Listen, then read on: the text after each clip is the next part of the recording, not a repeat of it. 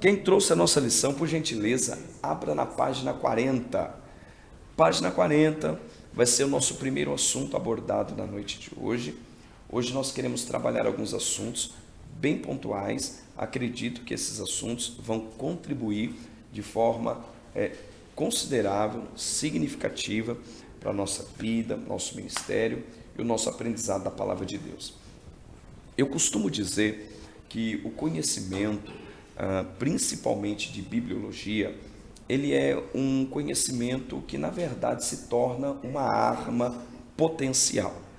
Nós estamos vivendo um período de negacionismo, nós estamos vivendo um período de crise, nós estamos vivendo um período de muita dúvida a respeito do texto e muitas críticas também.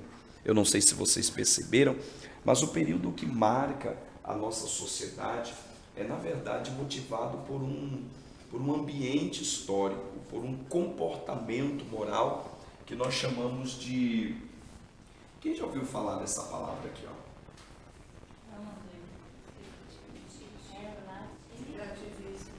Relativismo. Alguém sabe o que é relativismo? Tem a ver com relatar alguma coisa. Tem a ver com relatório? Relatar alguma coisa? Não. É tudo, depende da minha opinião. É tudo relativo. O que é para você não. Exatamente.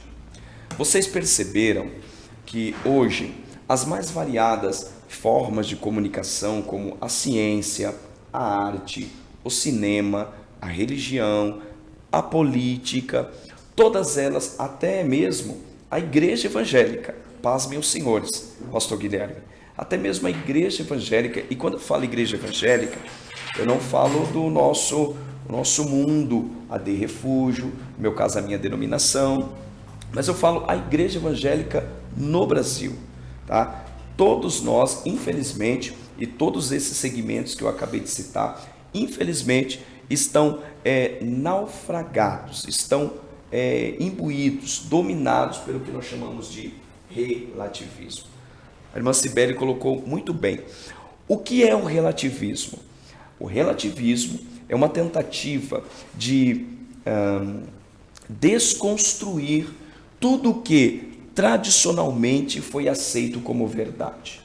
Então, tudo na arte, na ciência, na religião, na história, no cinema, todas essas formas de comunicação da nossa civilização, elas têm princípios, elas têm verdades, elas têm conceitos que são inamovíveis. Todavia, dado a esse movimento relativismo, o que quer fazer o relativismo? É desconstruir as verdades supremas e as verdades que sempre nós aceitamos como inabaláveis. Exemplo, a questão do gênero. Sempre foi tradicionalmente aceito em todas as culturas, e até mesmo as culturas antigas, quando havia a prática de união de pessoas do mesmo sexo, sabia que era algo que estava sendo contrário à vontade de Deus, o querer de Deus, aquilo que Deus já havia pré-estabelecido, como por exemplo a sociedade romana. A sociedade romana, ela é fortemente marcada, quem estudou história sabe muito bem disso. Os Césares, eles eram totalmente entregues à devassidão, à imoralidade sexual. Isso está narrado no decorrer da história. Mas ainda nesse período, eles sabiam que isso era contrário à verdade e o querer de Deus, tá? E o que nós vamos ver nos dias de hoje? Hoje não se pratica com o intuito ou com aquela ideia de que eu sei que não é permitido, mas eu pratico. O conceito hoje mudou. Hoje não se pratica no sentido de se opor à verdade que já existe. Não. Hoje o conceito é, eu pratico porque para mim é certo. A sua verdade é a sua verdade. A minha verdade é a minha verdade. O que aconteceu? Desconstruiu-os ou tenta-se desconstruir as verdades que são pilares, e a partir daí eu consigo ou eu tento construir as minhas verdades. Você fala que a Bíblia é a palavra de Deus? É a palavra de Deus para você. Para mim é apenas um livro. Essa é a minha verdade. E dentro desse ambiente de liberdade de expressão, dentro desse consumo frenético de internet, das mais variadas redes sociais, Instagram, Facebook, WhatsApp, e hoje tem outras redes de comunicação, tudo isso aflora ainda mais aquela ideia de que eu posso falar, eu posso denunciar, eu posso expor a minha opinião, e eu não aceito críticas. É por isso que nós percebemos hoje um comportamento tão estranho no meio da nossa sociedade. Hoje o que era, tá? Porque sempre será. Mas o que era verdade há um tempo atrás, hoje já não é.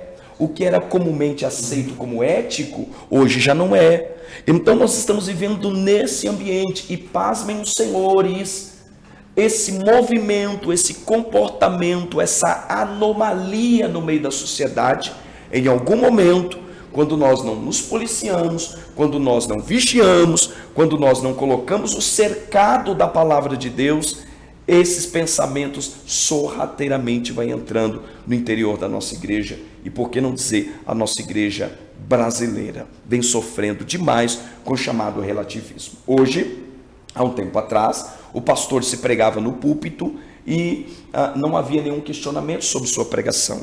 Hoje, o pastor ele não pastoreia em alguns lugares. Ele expõe o sermão de sob o púlpito. Por quê? Porque os membros são autopastoreáveis.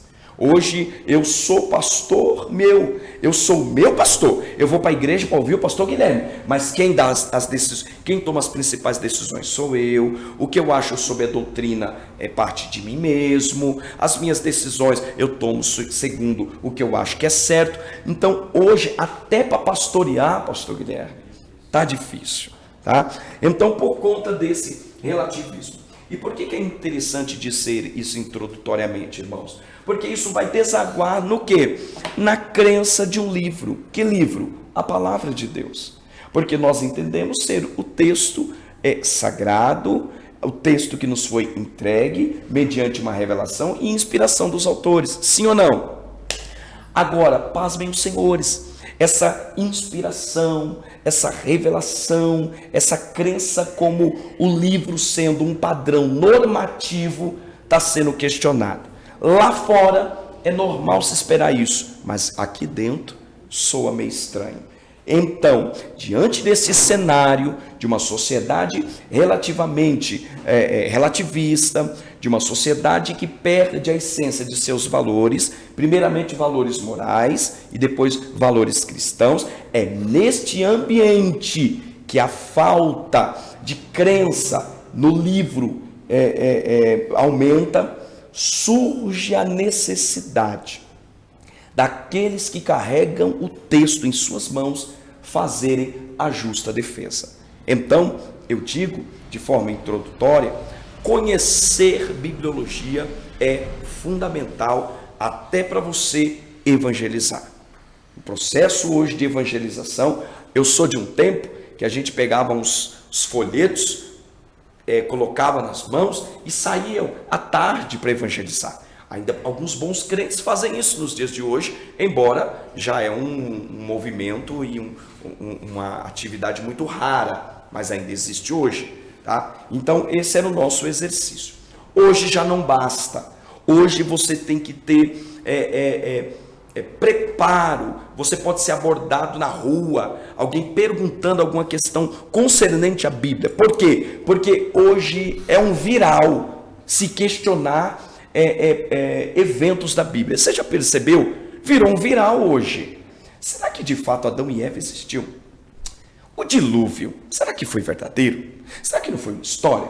A Bíblia, por que dizem que a Bíblia só tem 66 livros? Por que não poderia ter 80 livros? Por que não poderia ter 100 livros? Por que não poderia ser só 2 livros? Um livro no Antigo e um livro... Percebeu? Se tornou viral questionar assuntos da Bíblia, assuntos religiosos. Pasmem os senhores, até que não tenha lide religiosa, atrizes, pessoas de outro segmento da sociedade, hoje querem nos opinar e querem nos ensinar a ser crente. Hoje as pessoas vêm para a mídia porque tem um público e quer nos ensinar. Na minha opinião, não é isso que a Bíblia quer dizer, mas a questão é que não é a sua opinião. É o que o texto diz. Você já percebeu? Eu não vou citar nomes, mas vocês percebem que então hoje perdeu-se esse feeling. Diante dessa necessidade, diante desse dilema, diante desse desafio, nós somos convidados a entender e a responder de forma um pouco mais clara e objetiva a respeito do livro sagrado. Vamos lá? Para que possamos fazer isso de forma bastante efetiva, clara, objetiva e convincente, que foi o que o apóstolo falou, saiba responder com clareza quando perguntarem a respeito da sua fé. É tão bonito alguém que saiba explicar por que vai para a igreja. Por que você vai para a igreja, irmã? Varão, por que você vai para a igreja, Marcelo? Por que você carrega a Bíblia, pastor Guilherme? Por quê? Você não poderia carregar um outro livro? Você não poderia carregar o livro dos Mormons? Você não poderia pregar uma história dos Mormons? Você não poderia falar um pouquinho do contexto histórico de Moroni? Por que você não faz isso? Mas por que você tem que trazer a Bíblia? Então, esteja pronto para responder com clareza. Como fazemos isso? Primeiramente, começamos pelo começo. Entender, irmão, alguns elementos da Bíblia é sobre modo importante. Página 40, nós vamos falar um pouquinho sobre os chamados livros canônicos. Aliás, essa palavra já é chata, né? Cânon, canônico, canonização, canonicidade. Calma, não tenham paciência, que nós vamos chegar lá, tá bom? Vou ler aqui de forma introdutória.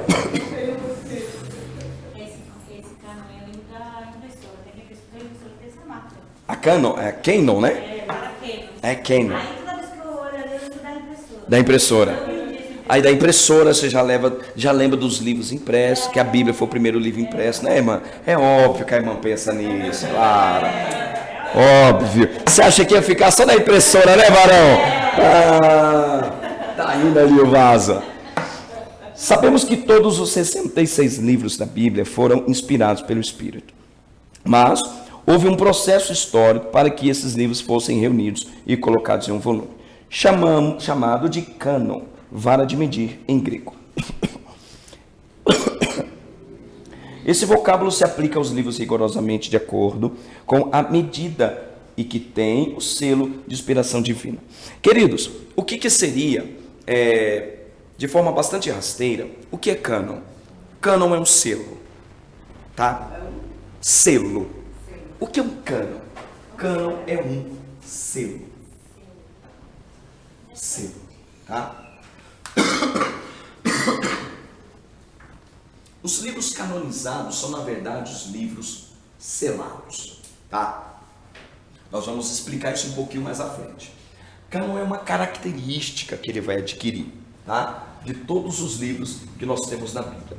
Obviamente, nós já explicamos isso. Nós precisamos entender que para que hoje eu pudesse conduzir a minha Bíblia com 66 livros, houve todo um processo histórico que se desenvolveu para que isso fosse possível.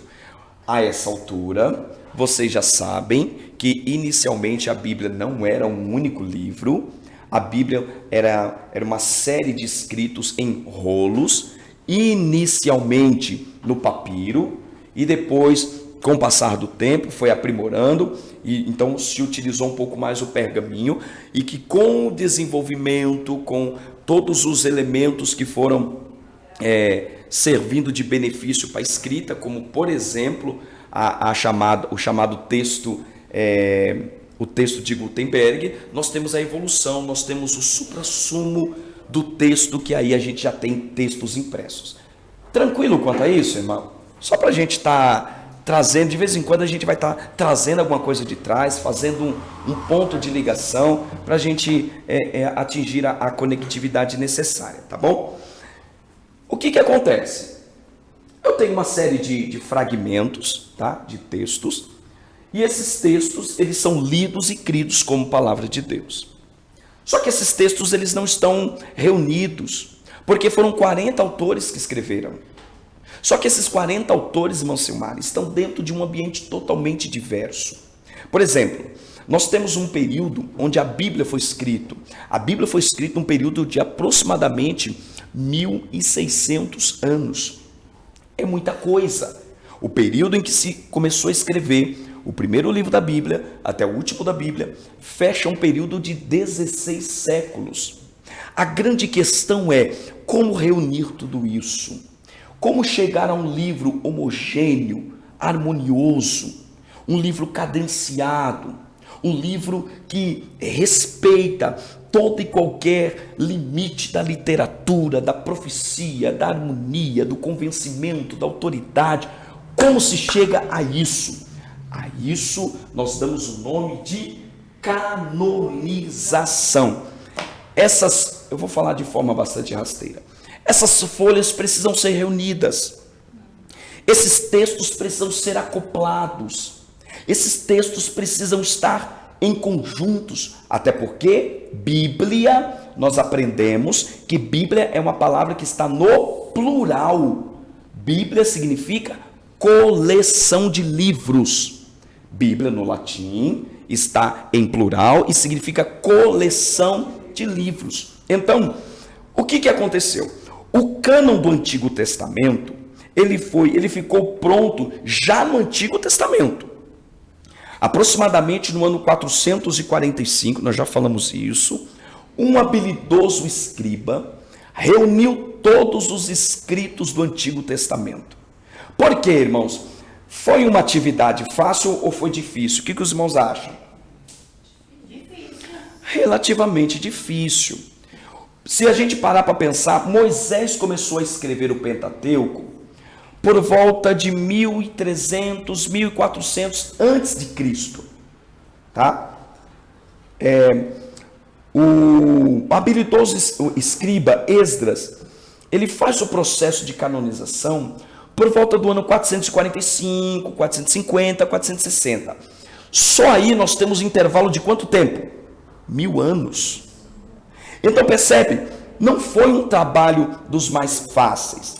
Todavia, porém, entretanto, havia uma prática que facilitava com que o habilidoso escritor Esdras fizesse esse trabalho formidável. Qual era? Os rolos, os escritos do Antigo Testamento, eles ficavam aonde? Armazenado no templo. Eles não ficavam cópias soltas. As cópias, todo rei tinha que possuir uma cópia da Tanar. Lembra que eu expliquei o que é Tanar? Tanar é o Antigo Testamento bíblico judaico, que são os 22 livros. Lembra que nós falamos? Que são os nossos mesmos 39 livros. O que não há divergência numérica. O que existe é organização dos livros. Beleza? Já falamos sobre isso. Guardem essas informações, porque vão auxiliar, ajudar os senhores naquele grande dia. Bom, sem querer amedrontar. 22 do judaico. Isso. Só que são só questões numéricas, tá? O conteúdo é o mesmo. O que acontecia? Os livros já estavam todos agrupados, isso era uma prática. Então, o que Esdras faz, varão? Após a reconstrução do templo, que foi destruído por Nabucodonosor no ano 586, nós sabemos disso, na invasão dos babilônicos. Após os 70 anos, eles retornam, reconstroem os muros, reconstroem a cidade e reconstroem o templo. Ali também, não sei se vocês perceberam, há também um retorno à escrita, há um retorno ao culto, há um retorno à Torá, que estava esquecida. Então, os livros, eles já estavam armazenados. Obviamente que eram cópias, porque as cópias de Moisés, certamente, muitas delas ficaram perdidas nas mais variadas invasões com que a nação judaica sofreu.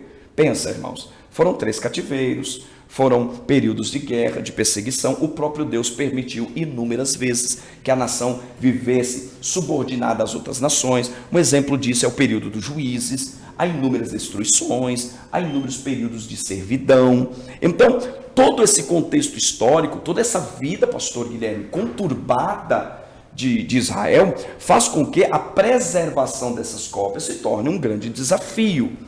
Mas nós temos uma escola, nós temos um time de eruditos, juntamente liderados por Esdras, e eles refazem todo o Antigo Testamento bíblico. Então, nós temos essas cópias. O que Esdras faz? Ele reúne os fragmentos existentes, copiam os textos do Antigo Testamento bíblico, de forma que ele preserva os 39 livros do nosso cânon. Não vou citar o 22 para não fazer confusão, tá bom?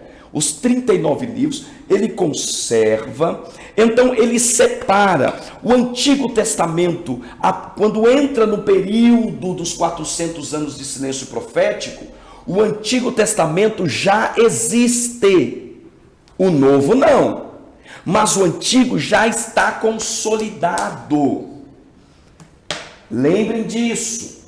É um período que não está mais no tempo oportuno de revelação e nem de inspiração, porque o último inspirado escreveu o livro de Crônicas, então não tem mais inspiração.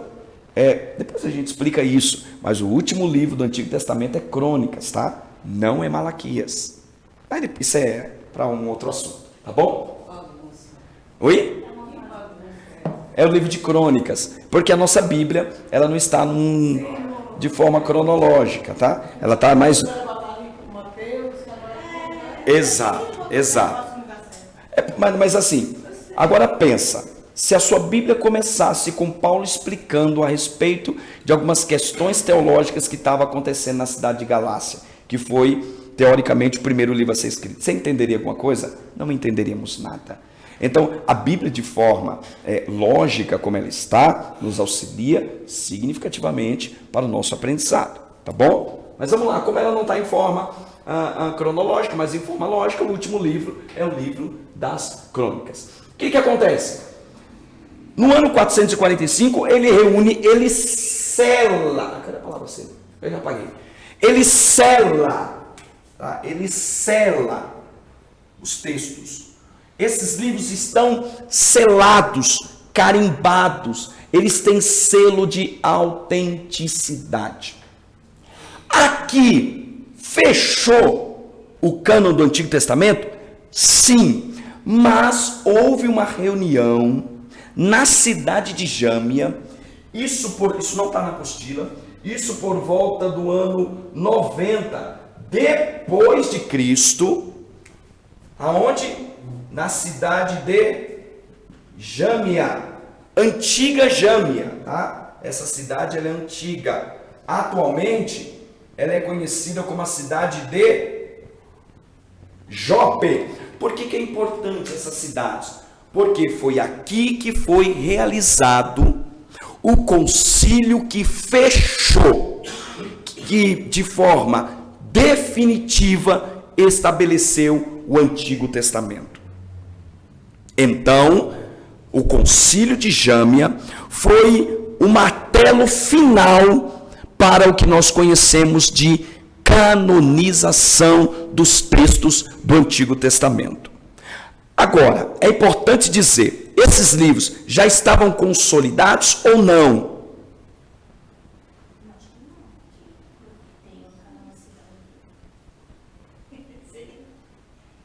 O concílio de Jâmia reconhece, irmãos, eu vou citar muito essa palavra, tá? Reconhece.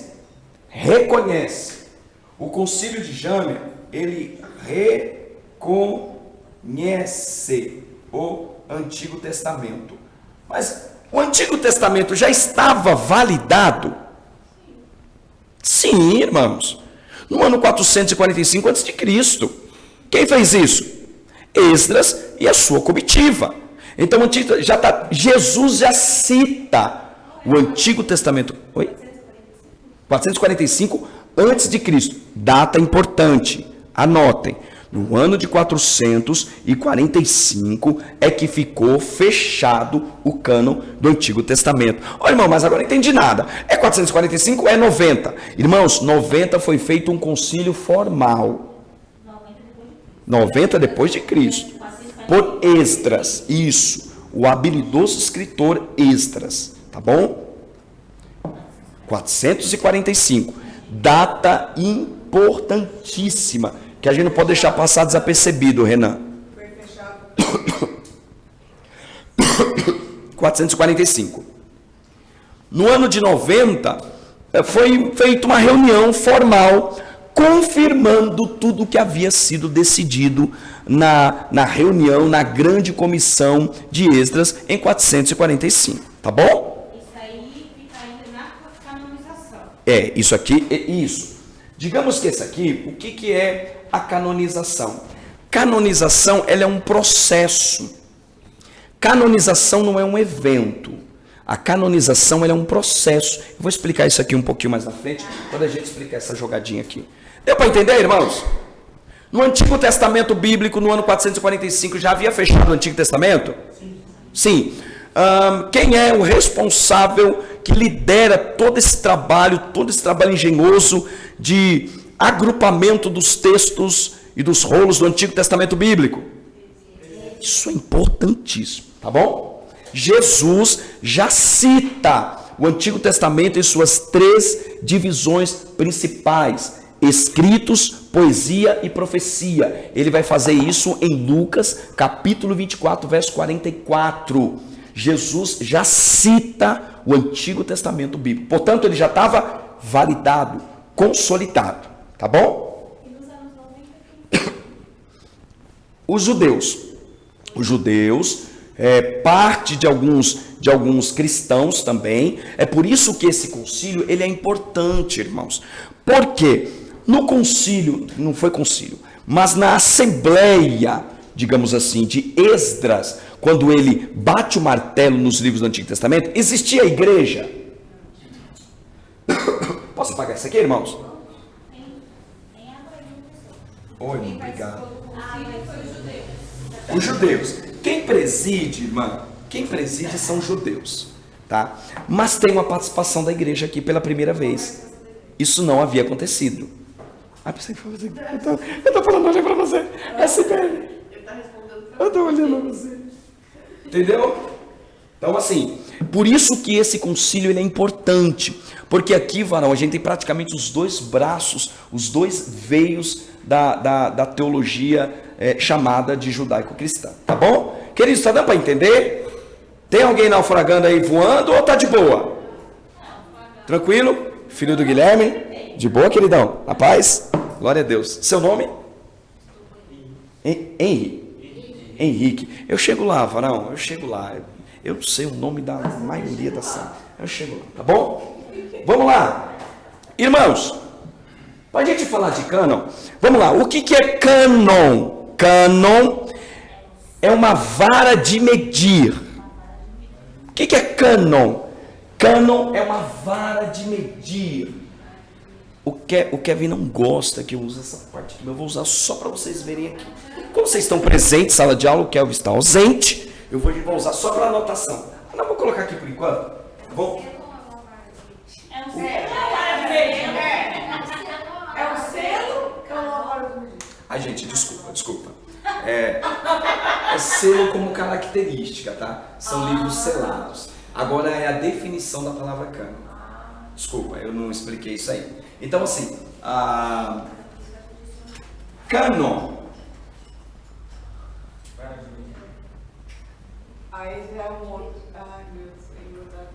Canete, que significa o quê? É isso mesmo, irmão. É uma vara de medir. Mas o que era isso? Era uma vara mesmo de medir. Tinha-se uma vara, algo parecido com um cabo de vassoura, tá? E esse cabo de vassoura, ele servia para fazer as medições. Irmão, isso não é estranho. Quem é aqui da carpintaria, Pastor Guilherme pode falar com meu pai, irmão. Foi pedreiro o tempo todo, a vida toda. E eu lembro que quando ele ia para fazer algumas partes, é muito parecido com... Se eu estiver falando alguma besteira, mas não, você me corrige, tá? Que essa aqui é a sua área e não a minha. Você é perito aqui, eu não. Mas tem algo parecido, é esquadro, varão. Ele parecendo uma régua. Isso. Tanto é que cânon ou canete era chamado de régua. Era como se fosse uma régua grande. E para que servia essa régua? Para quê, irmão? Para dar retidão, para nivelar, para estabelecer uma reta. Essa era a ideia. Se usava com muita frequência essa régua. Com o passar do tempo, no âmbito religioso, foi empregado também essa palavra. Por quê? Porque no âmbito religioso, o que a palavra de Deus também faz? Ela não estabelece uma regra. Ela não nos coloca em uma direção, e essa direção não pode ser tortuosa.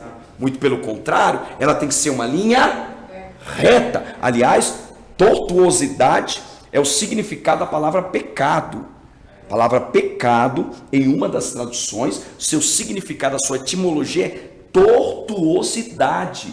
A régua tem como pano de fundo e propósito inicial quebrar todas as tortuosidades. Ela estabelece uma reta nos edifícios, e se utilizava com muita frequência. Exportaram essa palavra como utensílio, a régua, e trouxeram para os textos sagrados. Como é que os textos, porque o que os textos fazem? Orientam, estabelece, dá um norte, dá um veio, é uma reta, é uma régua, é uma regra. Então, nós chamamos de cânon. O que é cânon? Cânon é nada mais, nada menos do que uma vara de medir, no seu sentido etimológico, usual da palavra. E qual é o seu significado espiritual e religioso? Cânon significa a palavra, significa uma lista de livros que foi separada. Coloca aí. Reunir os textos. Isso no significado religioso. Isso. Lista de livros que foram reconhecidos. Pronto, essa é a melhor definição para cânon. Se alguém perguntar, mas o que é cânon? Cânon é uma lista de livros que foi definidos como sagrados. Assim está melhor.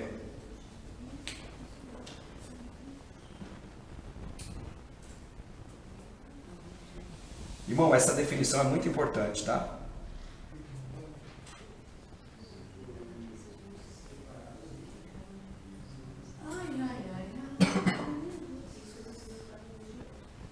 Isso.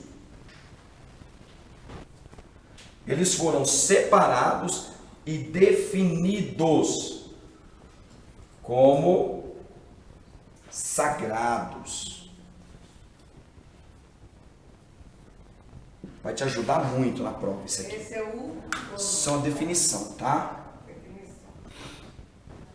Eu ouvi aí alguém falar uma definição no seu sentido religioso, tá bom, irmãos? No seu sentido literal, é uma vara de medir, tá bom? Uma régua. Alguém entendeu? Alguém tem alguma dúvida? Alguém quer perguntar alguma coisa? Alguém quer contribuir com uma informação? Ai, ai.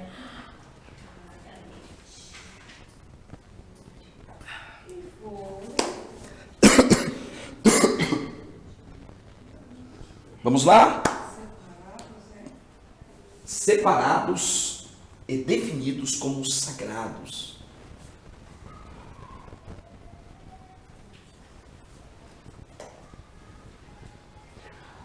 Agora, irmãos, atentem para essas palavras, tá?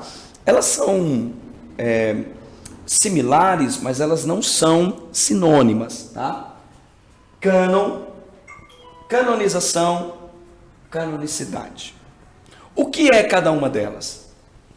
Cânon, nós já sabemos, é a lista de livros que foi previamente separados e definidos como sagrados. E o que é canonização? Irmão, canonização é o processo para que esses livros possam ser canônicos. Eles passaram por um processo.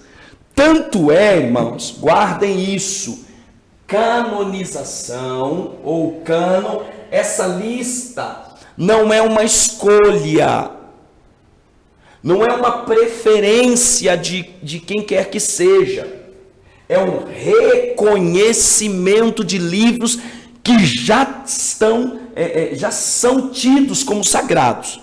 Deu para entender? No processo de canonização, não é um processo de uma escolha. Ah, esse é sagrado, esse não é. Não, eles não escolhem livros. Os livros não foram escolhidos, tá? Os livros foram separados e eles foram, na verdade, reconhecidos. Processo de reconhecimento dos livros.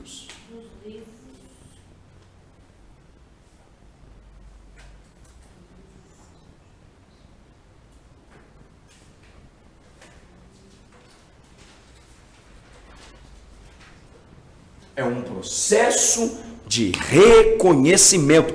Por que é importante você frisar isso? Porque os oponentes, opositores, os incrédulos, aqueles que não creem na Bíblia, vai falar que a sua Bíblia é uma concha de retalhos de textos e de livros que foram selecionados previamente por questão particular. Não foi isso. Até porque dentro para esse processo, o Antigo Testamento não, porque os livros apócrifos eles vão vir mais com muita frequência no Novo Testamento. Existiam material, obra literária apócrifa nos períodos antigos, existiam, tá? Mas não existiam com tanta frequência. Existiam sim literatura apócrifa nos períodos dos reis, no período que Moisés está escrevendo, tá? Livros que traziam para si o título de sacralidade. Irmão, o Egito é um exemplo disso. O Egito é um exemplo disso, tá? Tinham várias literaturas no Egito que eram tidas como sagradas, que eram colocadas ao mesmo pé da escritura, tá bom? Tinha um código de ética, de moral. Quem aqui já ouviu falar do Código de Hammurabi? Código de Hammurabi? Não? O Código de Hammurabi era uma escrita, era um código, era como se fosse uns 10 mandamentos. Era uma escrita muito aceita, principalmente nos povos antigos, no período dos patriarcas. O Código de Hammurabi fala até de pensão alimentícia. Na época já existia. Avançadíssimo, varão. Há quem diga que alguns conceitos e algumas ideias no âmbito civil, ele era tão justo, ele era tão voltado para a igualdade, que algumas questões, algumas ideias, certamente Moisés traz na sua cultura e na sua vivência. A Constituição americana, alguns pontos são baseados no Código de Hammurabi. Tem muitas coisas do Código de Hammurabi. O Código de Hammurabi, por exemplo, irmão, ele é um dos responsáveis. Hoje nós chamamos, depois, é que o Código de Hammurabi ele surge muito próximo do Pentateuco. Ele está muito próximo, tá? Mas hoje, irmão, esse conceito, você sabia que esse conceito moderno que a gente tem de, deixa eu ver se eu consigo explicar aqui, o crime intencional e o crime não intencional, o Código de Hammurabi, juntamente com o Pentateuco, já contemplava, já traziam ideias parecidas.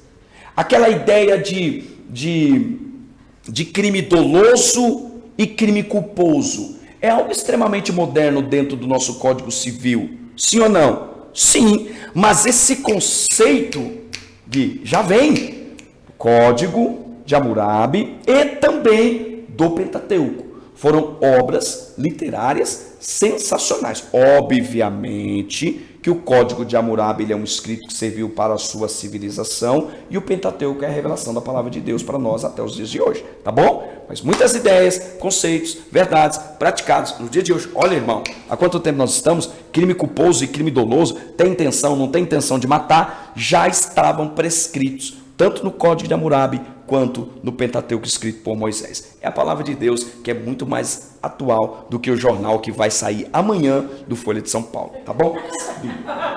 Essa é a Bíblia, tá bom? Então vamos lá. Deu para diferenciar? Vocês não vão fazer confusão se eu perguntar aqui o que é cânon e o que é canonização, ninguém vai confundir não, certo?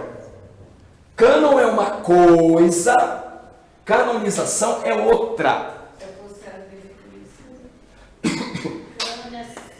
E canonicidade, irmão, o que é isso? Eita, agora. Ai, Senhor. Ela fica um pouco velhinha com essas coisas.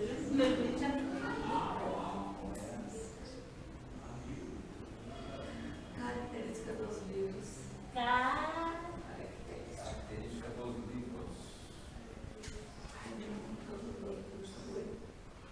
Irmãos, então, o que é então a canonicidade? Canonicidade, irmão, coloca aí. É o mesmo que, para você conseguir distinguir, canonicidade é igual, irmão, a sacralidade. É o aspecto sagrado. O que é canonicidade? Sacralidade. Tá? Quando eu falo que o texto canônico, o que eu estou falando? Texto sagrado. Beleza? Tranquilo? Essa é a característica desses livros. Vamos lá?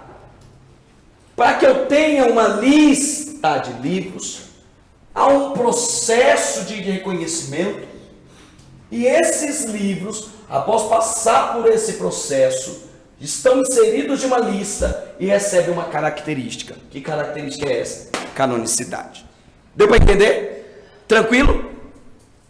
Não tem como se perder entre o que é canonicidade e canonização? Tranquilo? Posso apagar tudo isso aqui? Característica dos livros da lista. Os livros pergunta se... Era para estar fazendo essa pergunta um pouco mais à frente, vamos fazer agora. Se canonicidade é característica dos livros da lista, eu posso dizer que o livro de Gênesis é um livro canônico? Sim, você está no Antigo Testamento. Ele tem uma característica chamada, ele está na lista, tá? Então, sim, o livro de Gênesis. Eu posso dizer que o livro de Tobias, que está na Bíblia Católica, é um livro que tem canonicidade? Hã? Irmãos, vou refazer a pergunta.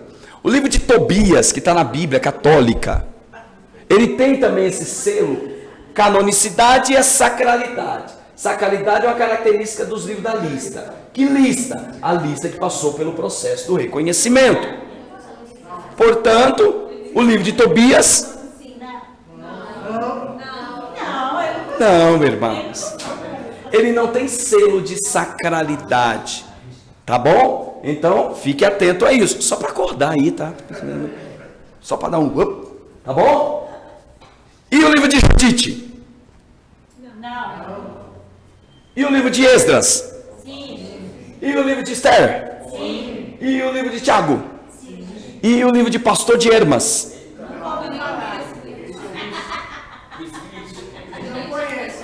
E o livro Cântico dos Hebreus? Não. Não. Sim, Cântico dos Hebreus, sim. Mas Hebreus não está no livro. Não, só o Cântico dos Hebreus. Oxi, então Tem esse livro na Bíblia? Tem.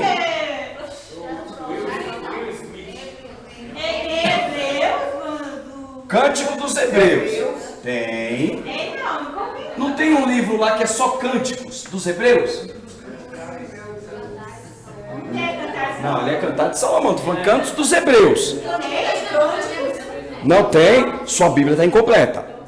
E qual que é esse livro aí que tá? Quem concorda comigo que tem um livro no Antigo Testamento chamado Cântico dos Hebreus? Então tá diferente o nome da minha, porque esse nome aí não tem não. Não tem. Não. Eu tô com a Bíblia errada, hein? Me mostra, me mostra. Irmãos, Salmos, irmãos. O livro de Salmos é o Cântico dos Hebreus. Ai, mamãe, não tá como o Cântico dos Hebreus. Tá bom. gosta de uma confusão também, né? Já com o outro não. Vamos lá.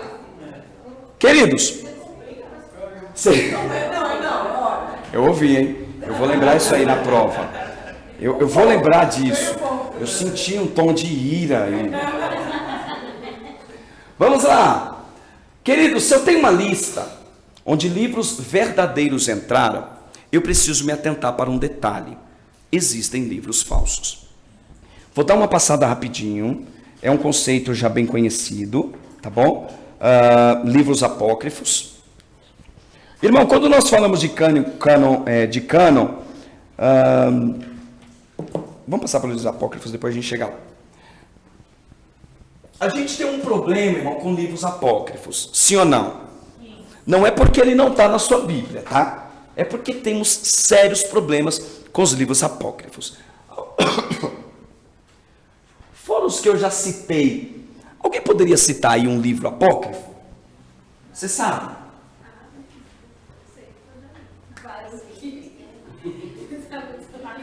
Você olha lá, você olha só. A Cibele é ligeira, né? Aberta ali, lógico. Não, tá bom, vai. Eu lembro que tinha Macabeus, tinha. Isso. Irmãos, o que acontece? Os livros apócrifos, o que é apócrifo? Primeiramente, apócrifo é escuro, tá? O sentido não é nem escuro, é o sentido etimológico. Na verdade, o conceito inicial é escuro, mas a ideia é oculto, tá? Apócrifo está na nossa lição. Apócrifo. O sentido é oculto. Dentro de um ambiente religioso, tem a conotação também de falso. Falso é mais forte, falso é mais pesado, mas dentro do conceito religioso, do âmbito acadêmico, irmãos, isso aí não é nem rixa de protestantes com católicos, tá? No âmbito acadêmico, os textos que nós chamamos de apócrifos, eles são considerados tecnicamente livros falsos, tá? Como é que a Igreja Católica chama esses livros? Agora é curioso, irmão. A Igreja Católica, o clérigo católico, o padre católico, chama como esses livros? Olha que curioso. Como é que eles chamam esses livros? Nós chamamos de apócrifos. Espúrio, oculto, falso, escondido, falta de originalidade. E como é que eles chamam esses livros? Vocês sabiam que eles não denominam esses livros como os demais livros, como os demais 66 livros que temos na nossa Bíblia? Eles dizem Tobias, Macabeus, Sabedoria, Judite, são livros, palavra de Deus, são livros inspirados. Mas eles mesmos distinguem esses livros. Sabe como eles chamam esses livros? Ele tá doidinho, Brito.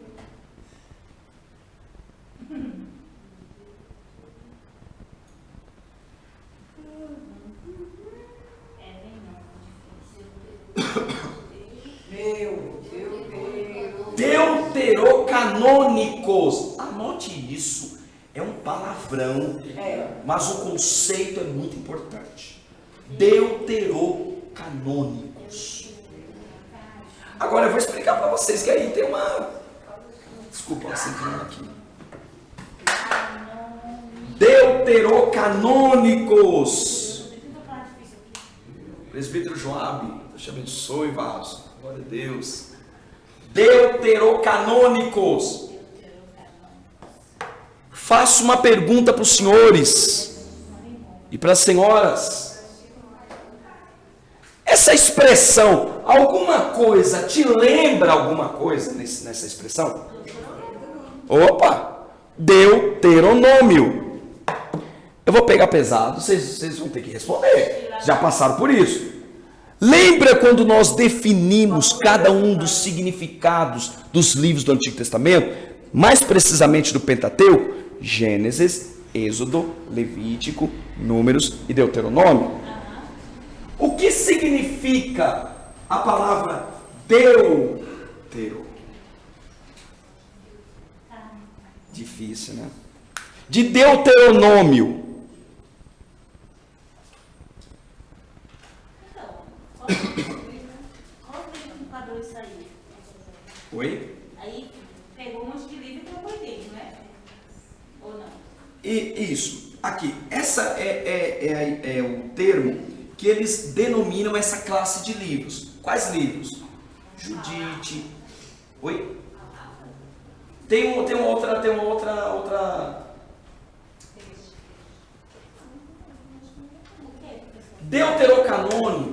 Deuteronômio, lembra que tem como significado como últimas palavras, outras palavras ou segundas palavras, o que foi dito depois.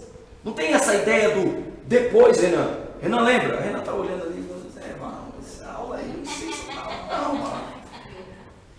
Deuterocanônico, olha que curioso, a expressão deutero dá a ideia de depois, novamente, repetição. É por isso que no livro de Deuteronômio você vai ter muitas repetições de eventos que acontecem em Êxodo e em Números. É uma repetição da lei, por exemplo. Segunda lei.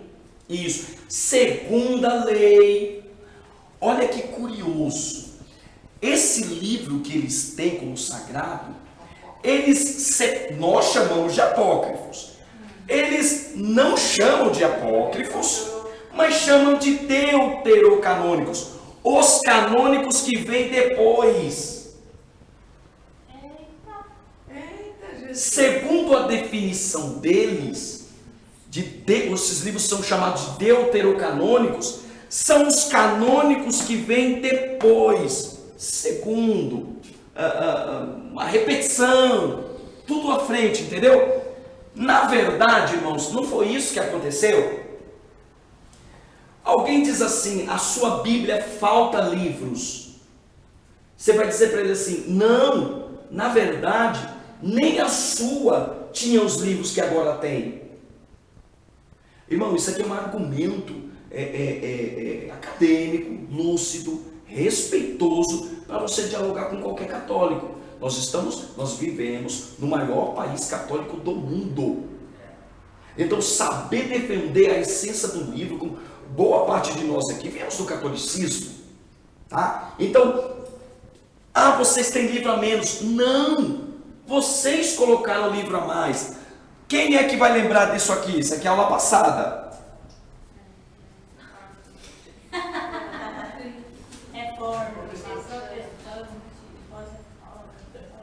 É forte. O que foi a reforma?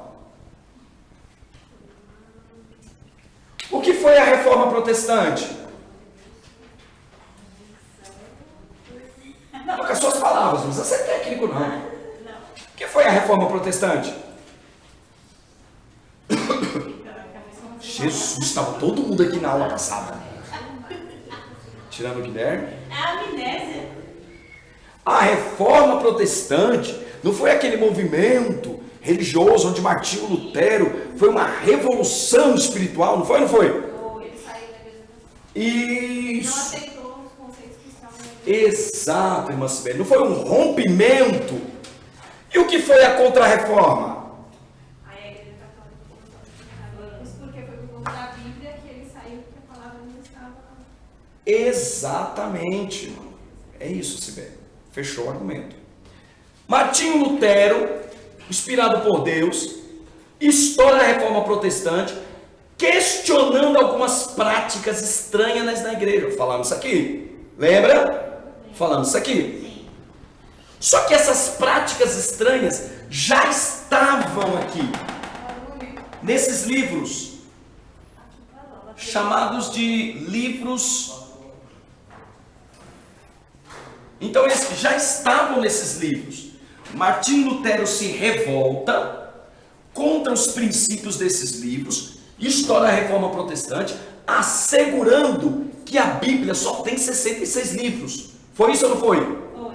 E o que foi a contra-reforma? a Contra-Reforma não aceita a oposição de Martinho Lutero, e ela no Concílio de Trento, Concílio de Trento, ela organiza o que nós conhecemos historicamente como a Contra-Reforma. Ela vai consolidar, ela vai bater o martelo e dizer, a partir daqui, esses livros também são Bíblia.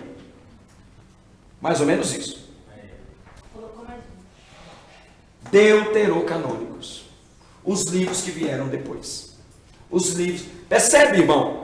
Os livros apócrifos, eles são uma resposta mimada de um colegiado de clérigos e sacerdotes que veem o seu lucro ser minado, porque a compra de indulgências, o perdão do pecado que era dado a uma oferta, os níveis de fogo que iam apagando conforme as moedas de ouro ia batendo no gasofilácio.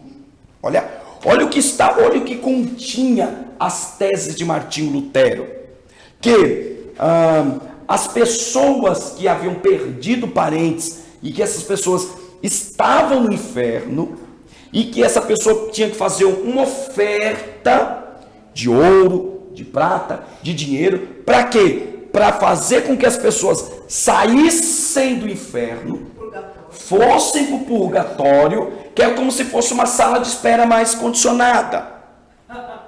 Mas dependendo da oferta, essa pessoa saía do purgatório, tinha os seus pecados perdoados e alcançava a salvação. Martinho Lutero ficou possuído quando ele leu que o justo viverá da fé. Quando ele lê a Epístola aos Romanos, ele não suporta isso. Tudo isso estava consolidado, abalizado, escrito, defendido aonde? Nos livros apócrifos, dos chamados deuterocanônicos. Deuterocanônicos eles chamam, tá? Nós chamamos de apócrifos. Vamos lá, só para a gente fechar a questão do apócrifos, tá? A gente não vai ler página por página. Eu estou resumindo o conteúdo, porque eu parto do pressuposto que o conteúdo você já leu. Eu não vou ficar lendo aqui não, tá bom? Aqui é matéria. Em casa você lê, acompanha, revisa, pergunta se tiver dúvida. Vamos lá. Opa! Cuidado! Olha a vibra! Vamos lá! É o Google. Acordou meia dúzia aí, glória a Deus, né? Ah, nada, irmãos, ela não tá antenada ali, ó, tá todo mundo ali, ó. A gente já vai tomar café já. Acho que o Google. Ixi, não. Vamos lá. Ele respondeu. Para fechar, o que foi, irmão? Ah, o O Google. Google respondeu minha mãe. Para fechar, irmãos, quais são os pontos fracos dos livros apócrifos? Primeiro, uma característica dos livros apócrifos. Você já leu algum livro apócrifo? Se você não lê e gostaria de ler, leia. Como um pano de fundo de informação, cultura, conhecimento. Não é pecado ler livro apócrifo, tá, irmão? Pelo amor de Deus. É uma forma de você aprimorar, conhecer. O que ele não vai te dar, obviamente, é o pano de fundo espiritual da revelação de Deus, porque não é Bíblia. Os livros, histórias, né? Já aconteceu, eu presenciei, tá? O pregador, ele citou trechos do livro apócrifo e no final da pregação dele houve uma grande concentração em volta dele. O que aconteceu? Ele se preparou só para citar aquela parte. No final do culto foram questionar e fazer perguntas. E as perguntas e os questionamentos ele não tinha preparado, ele só se preparou para aquela situação. Se você for citar algo para alguém, a mulher esteja preparado para as perguntas. Mas ele pregou em cima do texto, irmão. Ele citou alguns trechos do livro de Macabeus na pregação dele. E aí, os irmãos, glória a Deus, o pastor acabou, foram lá fazer perguntas das perguntas. Então, se alguém for citar trechos do livros que não estão relacionados, sejam preparados para conseguir ser. Irmãos, eu particularmente, assim, eu digo assim, você quer ler para informação, você quer ler para conhecer um pouco mais do outro lado, até para você ter argumento, para você fazer uma boa defesa da sua fé, faça. Agora, não use de forma alguma esse texto em uma pregação, em um sermão, em um aconselhamento para casal. Pelo amor de Deus, não tem. Os livros apócrifos, alguns deles e alguns trechos, obviamente, eles servem como pano de fundo histórico, entender um pouco mais. Por exemplo, você pega o livro de Macabeus, que é, talvez assim, um dos menos polêmicos. Macabeus é um dos menos polêmicos, tá? É uma história linda. Uma história linda, tá? Eu não estou falando que tem veracidade, que ela precisa ser comprovada. Assim como nós temos histórias lindas também dentro da cultura grega. A mitologia grega tem histórias lindas. Você não vai pregar isso na igreja, pelo amor de Deus. A mitologia romana tem histórias lindas. Tem gente que lê mitologia, é crente e lê mitologia grega. E lê mitologia romana. Maravilha. Você não vai pregar isso, você não vai viver isso, não é pano de fundo, não vai aperfeiçoar seu caráter, sua vida. Tranquilo. Eu não aconselho tanto. Eu aconselho até porque essas questões vão um pouco mais devagar. Para você não ser ludibriado e você entender que ali tem um ponto de contato e você vai destruir, aniquilar sua fé. A Bíblia diz que a fé vem pelo ouvir. Ouvir o quê?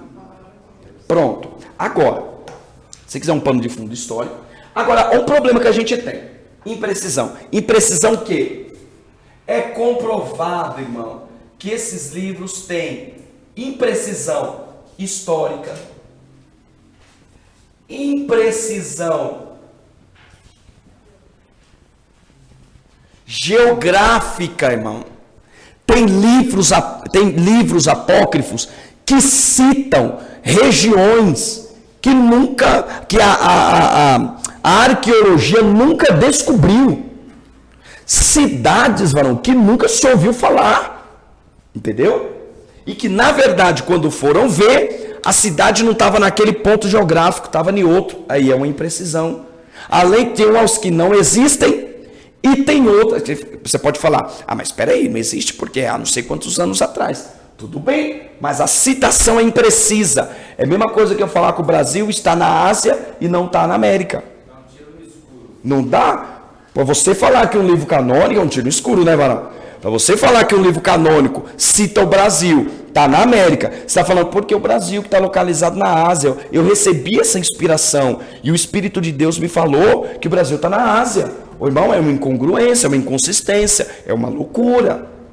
Por isso, outra coisa louca que você vai ver muito aqui, irmão, é uma palavra aqui que a gente conhecer, que todo mundo conhece, tem muita... Sabia que tem muitos livros apócrifos, irmão? Mandinga, feitiçaria. Tem livros, o livro de Tobias, ele ensina pegar, irmão, como é que é o nome? As cinzas de um sapo e aspergir na face para ser curado. E muitas outras coisas. Então tem muitas coisas loucas. Tem umas histórias escabrosas.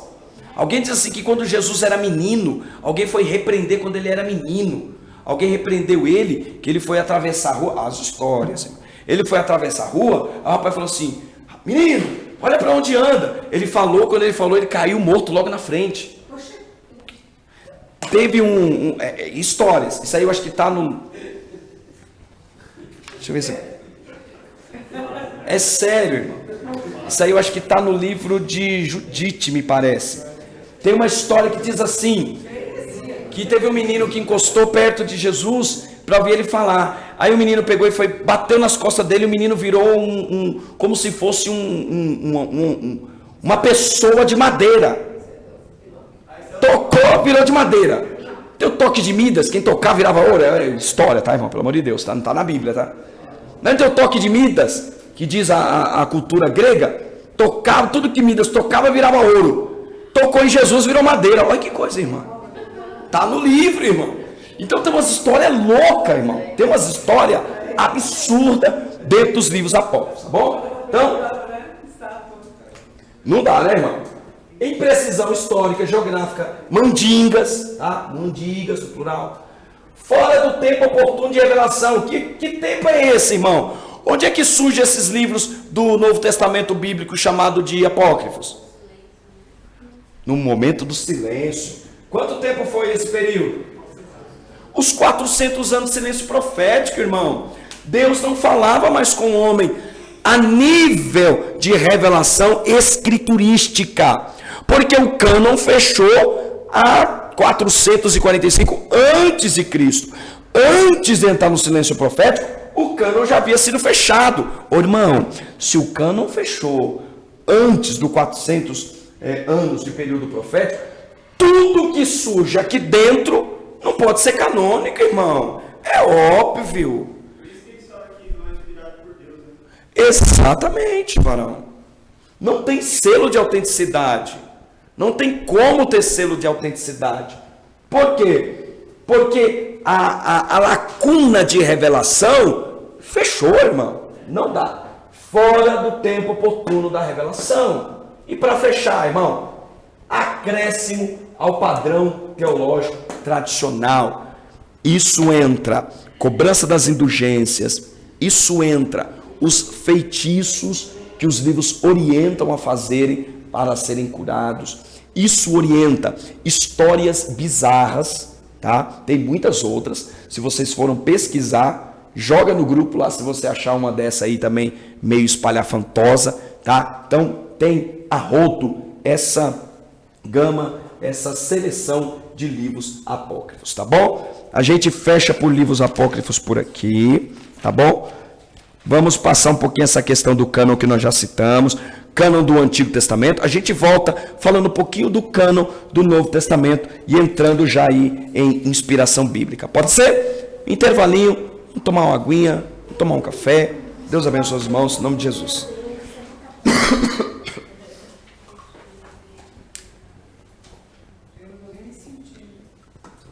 O quê? 21:09, irmão. Vamos ver se a gente consegue voltar 21:20, tá? Tiago morre. A pergunta é: quais foram os textos que de fato Paulo escreveu? Quais foram os textos que de fato Pedro escreveu? Aí começa a gerar um grande problema. O que se tem? Qual é o comportamento padrão nessas igrejas? Tem cartas de Paulo que é pontualmente lida. É lido em Corinto, é lido na ilha de Creta, é lido em Laodiceia. Tinha cartas, ou melhor, tem cartas do apóstolo Paulo que recebe essa nomenclatura. Qual? Carta circular. Há quem diga que a carta que João escreve aos irmãos da cidade de Laodiceia é uma carta circular. Que isso? Ela pode ser lida em Laodiceia, pode ser lida em Filadélfia, pode ser lida em Corinto, pode ser lido na Galácia. Então, a carta aos Gálatas é também uma carta conhecida como uma carta circular. Ela corre todas as cercanias das cidades ali. Diferentemente da carta aos Coríntios. A carta aos Coríntios fica na cidade de Corinto. A carta aos Romanos não é uma carta circular. Ela é voltada especificamente para a igreja que está na cidade de Roma, tá? Mas aí se tem um problema, porque começam a surgir outros escritos. Eu vou escrever aqui, eu não tenho autoridade, mas eu creio em alguma coisa. Eu creio que o Espírito Santo ele é um anjo. Eu creio que o Espírito Santo é um anjo. Eu vou escrever que o Espírito Santo é um anjo. Não vai ter muita aceitação, mas eu coloco essa carta como se fosse Paulo que escreveu. Olha o problema que a gente tem. Aí você tem uma carta que foi dita que foi Paulo que escreveu, dizendo que o Espírito Santo é um anjo. Aí outro diz aqui, eu acredito, por que Deus tem que ser? Por que Deus, Pai? Por que Deus não pode ser mãe? Por que Deus está no masculino, não pode ser no feminino? Eu acredito que Deus também tem a sua alma feminina. Eu vou escrever isso aqui e eu vou colocar que foi Tiago que escreveu. Irmão, olha o problema que a gente começa a ter. Os apóstolos já não estão mais vivos. Como faz a seleção de um texto agora? Como vai defender a causa? Olha a bagunça que vai se gerando. Olha, irmão, como a igreja, ela passa a ser ameaçada. Olha como a saúde da igreja passa a palmilhar por um ambiente extremamente perigoso. Por isso que eu falo, irmão, hoje nós carregarmos 66 livros de forma muito bem alinhada, ajustada, harmoniosa, 39 livros no Antigo, 27 no Novo Testamento, todos eles conversando em si. Essa é uma das características, irmã Cibele, do texto sagrado, é que ele é harmonioso. O que Paulo escreve tem uma intrínseca relação com o que Salomão escreveu. Às vezes, o que Salomão escreveu tem uma intrínseca relação com o que Jó escreve. Então, percebe essa relação próxima, estreita dos escritos sagrados, dos chamados livros canônicos, tá? Então, vamos lá. A igreja precisa se posicionar. Quais são os livros verdadeiros? Como a gente vai ter um cânon? Aí surge um grande problemaço. Esse é um problemaço. Surge um presbítero na igreja. A esse homem, irmão, a gente deve alguma coisa. Porque foi a partir da sua, como eu posso dizer? Posso apagar isso aqui, irmão? Foi a partir do seu comportamento que a gente teve, no desenvolver da história, uma das maiores dádivas que nos foi dada, que foi o Novo Testamento Bíblico. O nome desse camarada era Marcião. Quem já ouviu falar? Não acredito. Ninguém ouviu falar de Marcião. Nossa, é um pai da igreja. Ele era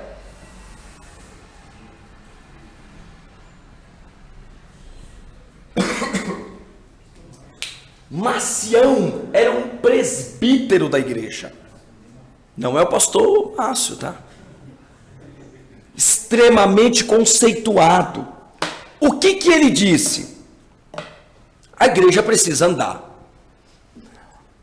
A comunidade do Antigo Testamento tem um livro. Por que a comunidade dessa nova época também não tem um livro? A gente precisa de um livro. Tem muitos livros correndo. Tem muitas cópias soltas. A gente precisa ter um livro que junte todas as cópias que nós entendemos que é a palavra de Deus. Olha o que esse camarada vai fazer. Aí não tem a nossa Bíblia? Tem a Bíblia lá? Mateus, Marcos, Lucas, João, Atos, Romanos, Coríntios, vai lá, Filipenses, Filemon,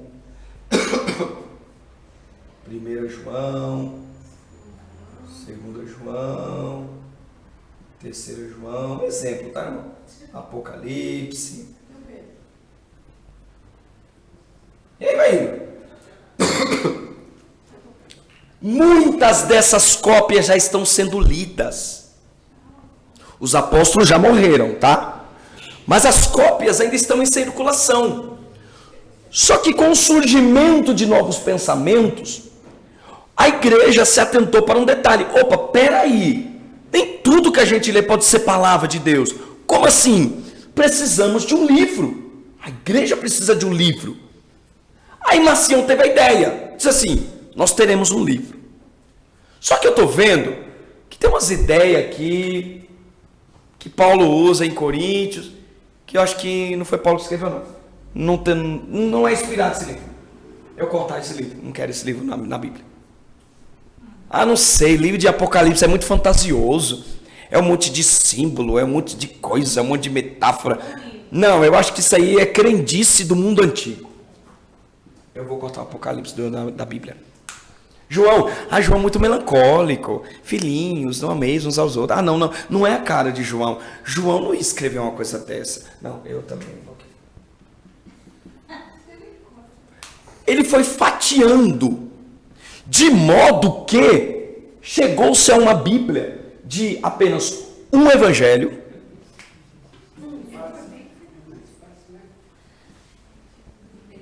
só o evangelho de Marcos, Porque para ele, Lucas, Mateus nunca escreveu aquilo. João não é a cara de João, aquele jeito grego de falar, mas João não é em grego, não tem nada a ver com João. Lucas não escreveu aquilo. Lucas era muito culto, Lucas era médico, para escrever uma narrativa. Não tem. Irmão, o que Marcião fez? Ele foi o primeiro a ter essa ideia que a igreja precisava de um cânon. A gente precisa de uma lista de livros também. Só qual é o problema dele? Ele sai cortando tudo, irmão. Esse é interessante, esse não é interessante. O que acontece? Nós temos o primeiro cânon da história da igreja.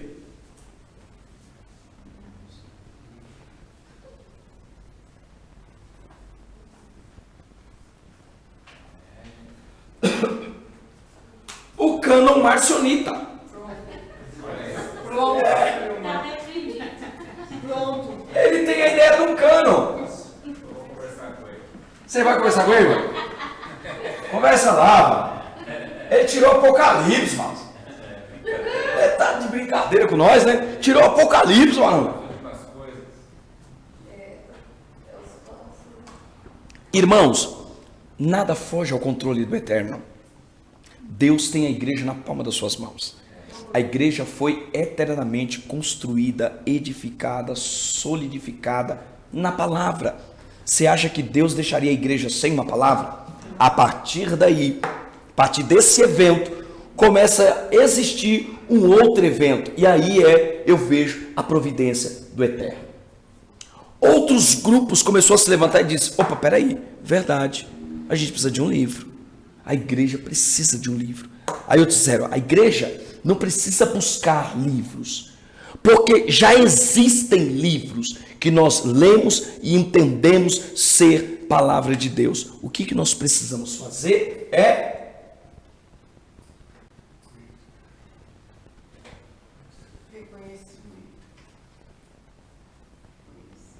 reconhecer os livros.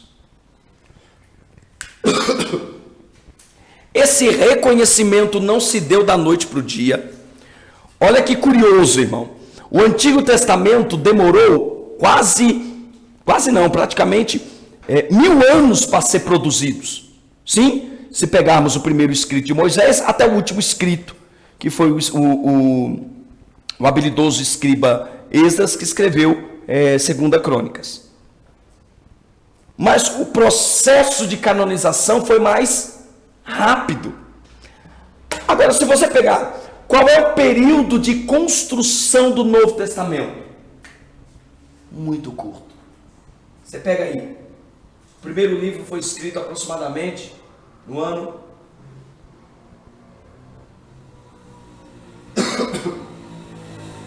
o último livro do Novo Testamento foi escrito provavelmente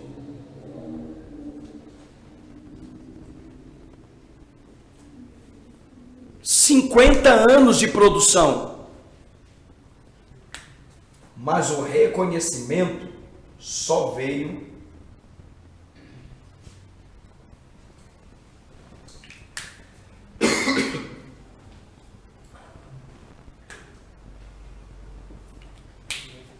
meados, tá, irmão? De 300, já quase caminhando para o final do 4º século. 50 anos de produção, que aqui, ano 47, entendemos, foram os primeiros livros a serem escritos: Gálatas, Epístola, a Epístola a Tessalonicenses, Coríntios vai se dar um pouquinho depois, no ano 50, Colossenses vai se dar um pouquinho depois, em 55. Então tudo se dá aqui, 90, praticamente a gente já está fechando o último livro, que foi o livro escrito por João, que foi o último dos apóstolos a partir, né, para a eternidade, que escreveu o livro do Apocalipse, que foi o último livro a ser escrito. Período relativamente curto de produção. Mas para chegar nesse livro, o processo foi mais moroso, o processo foi mais lento, demorou aí quase 3 séculos para se chegar ao reconhecimento pleno dos livros que hoje temos como Bíblia, como palavra de Deus. Deu para entender, irmãos? Alguma pergunta?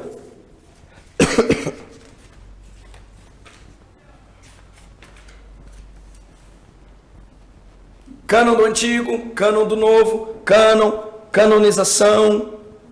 Tem alguma pergunta? Antigo Testamento, Novo Testamento. Reconhecimento. Canonização é o reconhecimento, não é escolha de livros. Os pais da igreja... Quem faz isso, irmãos? Isso é informação importante. Quem é responsável por fazer isso? Os pais da igreja, que fazem esses eventos chamados de concílios. Os concílios eram as chamadas reuniões gerais. Sabe aquela reunião geral? Pastor Zezinho faz? É isso, irmão. Reunião geral, reunião com toda a liderança, reunião com todo o ministério para definir questões futuras do ministério. É isso era um concílio, só a liderança comparecia para definir. É nesses concílios que foram realizados esse processo de canonização, que é o processo de reconhecimento dos textos sagrados. Bom? Podemos passar desse assunto? O que foi a Reforma Protestante? Quem foi Martinho Lutero? Qual foi o período de produção do Antigo Testamento? Gente do céu! Eu fiz 3 perguntas, tu não olha pra minha cara! Jesus amado! O que é cânon? Vara de medir. Isso. Glória. Quem foi Martinho Lutero? Glória a Deus. Depois da reforma teve um outro evento que nós chamamos de Contra-Reforma. Na Contra-Reforma fizeram alguma coisa que ficou estranho. O que foi? Inseridos apócrifos. Maravilha. O que significa a palavra apócrifo?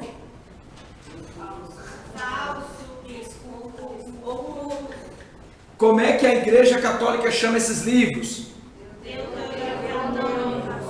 Aleluia. Ai, sim. Gente, vamos passar para esse próximo assunto aqui?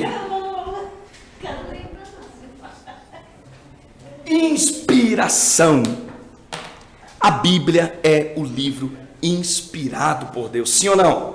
Sim. Toda ela, os 31.183 versículos são plenamente inspirados, distribuídos em 2 testamentos distintos. Nós chamamos de Antigo e Novo Testamento. O Antigo tem 39 livros, o Novo, 27 livros. Tema central do Antigo, preparação. Preparação do quê? Do Messias. Tem suas divisões, Pentateuco, livros históricos, livros proféticos e os livros poéticos. O que é o Novo Testamento? 27 livros que têm nomes pontuais em cada uma de suas divisões. Por exemplo, o Novo Testamento é o livro da manifestação. Os evangelhos são conhecidos como a manifestação do Messias. O livro de Atos dos Apóstolos é conhecido como a proclamação, uma vez que se tem a informação do que se manifestou em Nazaré, agora nós vamos proclamar. Depois da proclamação, as cartas paulíneas, petrinas, tiaguinas, a gente tem essa expressão, elas são a explicação. Então você tem a preparação, depois você tem a manifestação, depois você tem a propagação, depois você tem a explicação. Fecha no último livro do Novo Testamento, chamado de Apocalipse, que nós temos a consumação.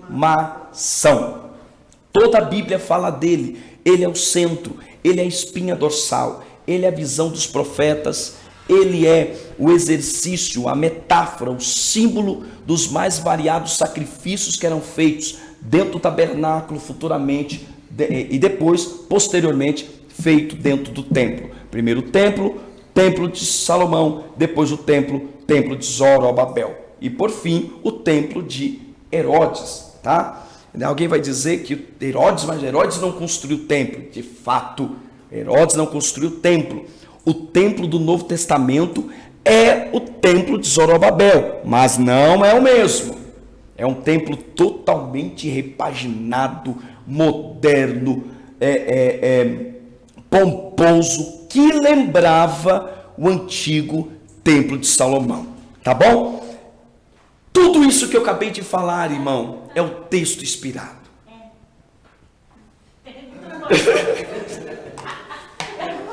Esse é o texto inspirado. Irmão, vamos lá. A gente entender algumas coisas. Qual é, irmão, a maior característica da Bíblia? A Bíblia tem inúmeras características, tá? A Bíblia, ela é superior às mais variadas obras literárias existentes no mundo hoje, tá? Mas uma das características singulares da Bíblia é exatamente essa. Nenhum livro pode trazer tamanha como o texto sagrado. Aliás, o que é inspiração? Eu gosto dessa palavra inspiração, que ela é a palavra grega. Ela vem disso aqui, ó.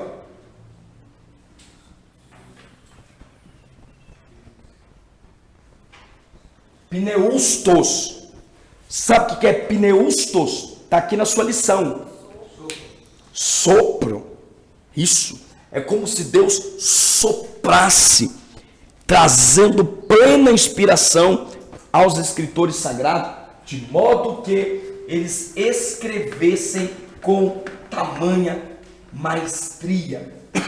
Nenhum livro, em qualquer religião que seja dentro do maometismo, seja dentro do espiritismo, seja dentro do islamismo, do catolicismo, nenhuma grande religião mundial pode trazer para si o termo sacralidade com tanta ênfase como a igreja pode fazer com o escrito do Novo e do Antigo Testamento. A verdade, não apenas a igreja, mas a comunidade judaico-cristã. Tá bom? Embora os judeus não aceitem o Novo Testamento bíblico, tá? Eles só aceitam o Antigo Testamento. Nós aceitamos o Antigo e o Novo Testamento bíblico. Falando um pouquinho de inspiração, para a gente resumir essas páginas. Leia na sua casa, você vai ver a importância da inspiração. Mas vamos lá. Para a gente defender, irmão, o que é inspiração, a gente precisa entender uma coisa. Os autores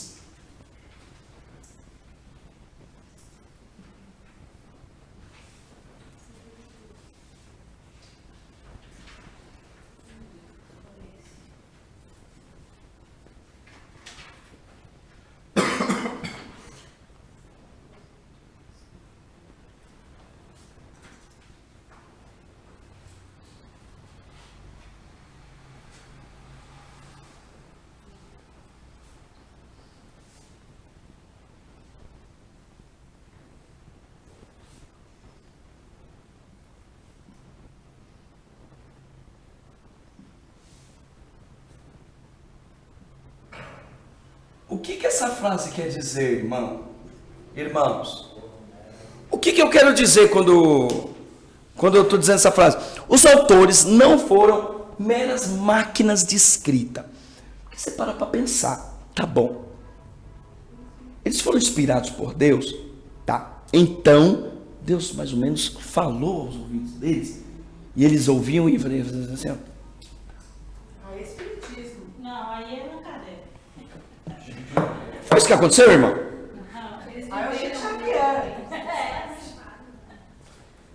Irmãos, quando a gente se engana, porque quando a gente diz que os autores foram inspirados, a gente se engana quando a gente diz assim, irmãos, eles foram inspirados. Tudo que Deus falou, eles anotaram. Foi assim que aconteceu, irmão?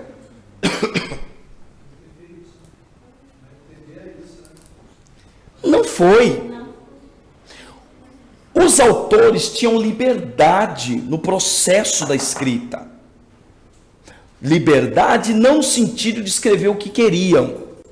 Escreviam o que o Espírito de Deus lhe inspirava a escrever.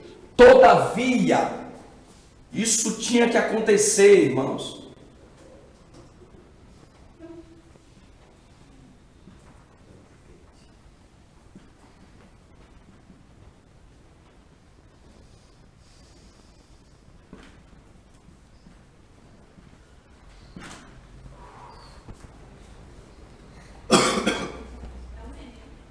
Conservação da pessoalidade do autor. O autor não perdeu sua personalidade, sua pessoalidade no processo de escrita. Os autores foram inspirados pelo Espírito de Deus para escrever o que Deus queria, conservando suas marcas e características, sua cultura e história. A sua identidade não foi roubada, ela não foi subtraída no processo de escrita. É por isso, irmão, que você, por exemplo, pega um texto do profeta Isaías. Quem já leu aqui o profeta Isaías? Isaías 53, meu Deus, que texto lindo. Isaías capítulo 6, texto maravilhoso. Isaías capítulo 40, maravilhoso. Isaías capítulo 43, maravilhoso. 53, absurdamente maravilhoso. Irmão, não é só um texto, é uma obra poética, sim ou não? Se você pega o texto de Isaías, pega qualquer texto de Isaías, irmão, eu faço esse desafio a você. Que obra rica! Por quê, irmão? Porque o profeta Isaías era profeta do palácio. Profeta Isaías tinha influência, uma influência social muito grande. Há quem diga, historiadores dizem que o profeta Isaías tinha grau de parentesco com Uzias. Quem já ouviu falar nisso? Então, ele era profeta do palácio, era um profeta cultural, a sua abordagem era erudita, a sua educação era refinada. A educação de Isaías é refinada. Isaías como profeta messiânico, mas como Ezequiel, foram profetas que foram trabalhados para ser sacerdote, irmão. Foi trabalhados, profetas muito bem trabalhados. A sua educação era refinada, requintada, diferente do profeta Amós, irmão. Amós era boieiro do campo, não tinha abordagem, a riqueza no vocabulário que tinha, por exemplo, o profeta Isaías. Leiam o texto de Amós, leiam o texto de Isaías. Os dois textos são igualmente inspirados, mas você vai ver uma beleza poética profunda, densa, objetiva, clara no profeta Isaías, que você não vai ver em Amós. Por quê, irmão? O nível cultural, a capacidade de expor o pensamento, é a mesma coisa, professor, irmão. Cada um tem seu jeito, cada um tem sua forma, pregador, cada um tem sua maneira de comunicar. Um é mais claro, é mais objetivo, é mais didático, conhece mais. Outro conhece menos, é menos didático, mas Deus usa os dois nas suas limitações. Só que quanto mais você cava, quanto mais você busca, quanto mais você procura ampliar sua cultura secular, sua cultura cristã, teológica, é óbvio que esse vaso fica mais profundo. E aí você vai ver isso, irmão, nos autores.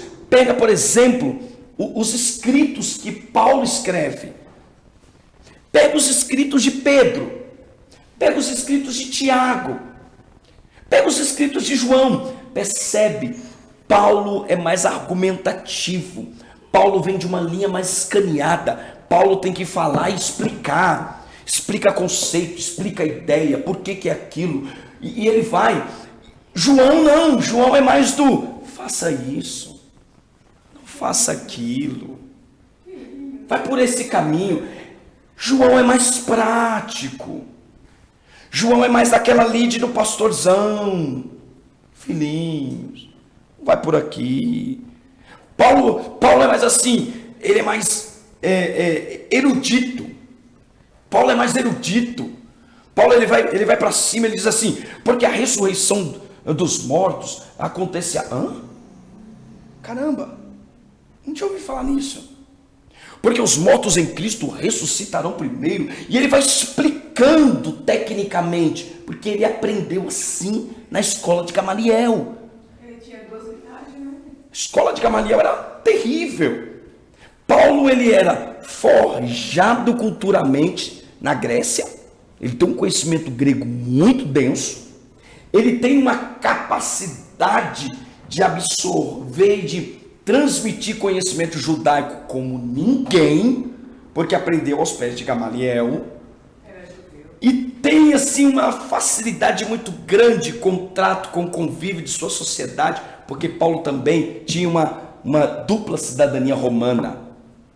Tinha um vasto conhecimento de vida cívica em Roma, tinha um vasto conhecimento cultural e filosófico dos grandes pensadores da Grécia, e tinha um amplo conhecimento em todas as ciências do Antigo Testamento. Irmão, Deus vai usar esse homem ou não? Sim. Aí é o que eu falo. Quando o Espírito de Deus inspira os autores, não rouba-lhes as suas características. Por isso que Deus vai estar te usando, mas você nunca vai deixar de ser Silmara. As características vão estar ali, seu jeito de falar, o tom, a forma. Às vezes tem um irmão pregando que é mais calmo, porque naturalmente ele é mais calmo mesmo. Ele vai pregar na calma. Tem um momento que Deus vai usar ele mais, mas ele mais na calma. Agora tem irmão que é agitado. O irmão é agitado, imagina pregando. Ele não vai pregar calmo, porque ele já é agitado, irmão. Característica dele. Como é que você vai fazer o Dimas pregar calmo? O Dimas é agitado, irmão. Não espera. E Deus usa os dois. O agitado. Pode ver, tem gente que caracteristicamente, o seu convívio, sua família, a Lide, sempre foi pessoa que teve que tomar decisões, tomar frente. Às vezes perdeu o pai muito cedo, é o meu caso, perdeu o pai muito cedo, perde também a mãe, tem que ocupar a posição de destaque na família. O que acontece? A pessoa fica mais sisuda, porque você acorda para a vida mais cedo, e você se acostuma em dar a palavra. Então você é mais incisivo, você é mais enfático. Quando você está pregando, você é mais enfático, você é mais incisivo. Porque você leva as características, mesmo sendo inspirado pelo mesmo Deus, você leva as características do Emerson, vai tudo para o sermão. É uma bagagem que você tem lá atrás, Deus. você só mistura junto com a... É por isso. Aí você pega e fala assim, irmão, eu não sei pregar, é que eu sou mais, eu sou meio intro. Não é que você é intro, é seu jeito, e Deus vai te usar no seu jeito. Não adianta, irmão, a gente querer sair dando uns pulinhos, sai coisa, não é sua característica. É isso que acontece com os autores. Os autores são plenamente usados por Deus, mas são preservadas todas as suas características. Isso que é fantástico na Bíblia. Agora tem algo que eu acho sobremodo interessante, irmão. Quando a gente fala de Bíblia, que a gente não pode deixar de descartar, fazer uma análise, como esse livro foi construído, os ambientes distintos com que esse texto foi construído. Você pega às vezes o mesmo autor, passou por circunstâncias totalmente adversas, mas ele cria um livro harmonioso, cadenciado, que conversa tanto nos momentos de bonança, como no momento de guerra. Pega, por exemplo, Davi. Davi escreve muitos de seus textos no pasto, pastoreando. Davi escreve muito dos seus textos no calor, na emoção, no folguedo da comemoração, e o povo dizendo: Davi é o nosso rei, Davi é o nosso rei. Davi também escreve celebrando, no momento em que ele pega a cabeça gigante, e todo mundo dizendo, ovacionando, Davi escrevendo, escreve nesse momento. Davi escreve. Davi tem momentos de dor, quando cai com Batseba, quando é perseguido por Saul, quando é rejeitado pelo seu filho, que quer usurpar o seu trono. E Davi escreve em circunstâncias totalmente adversas. Aí você pega os 3 momentos mais críticos de sua história, tanto os momentos de glória como os momentos inglórios. Você pega esses textos, junta esse texto, você tem um texto harmonioso, profundo, denso. Quem nunca leu o Salmo 51 da Bíblia?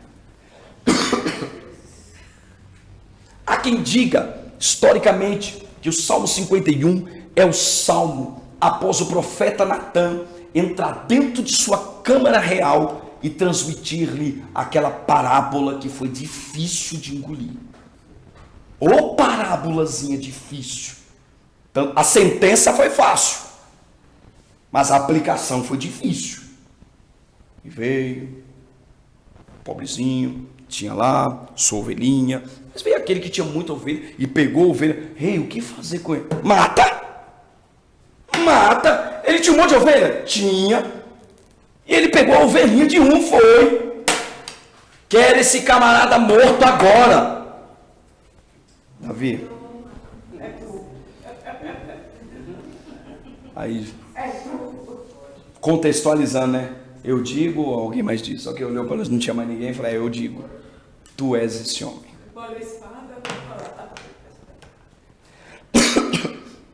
Há quem diga que quando Natã sai dali, ele chora profundamente, tem seu período de arrependimento.